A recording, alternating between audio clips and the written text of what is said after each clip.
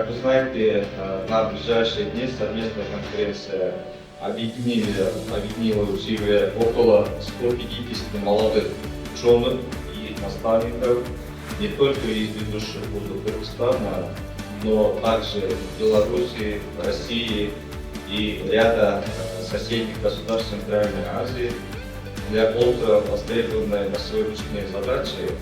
совместного анализа вызовов и угроз международной и национальной безопасности,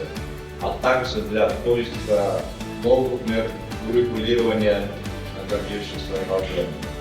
Я думаю, это достойный путь для студенческой молодежи, лучшие представители, которые со временем возглавят отрасль экономики и госуправления.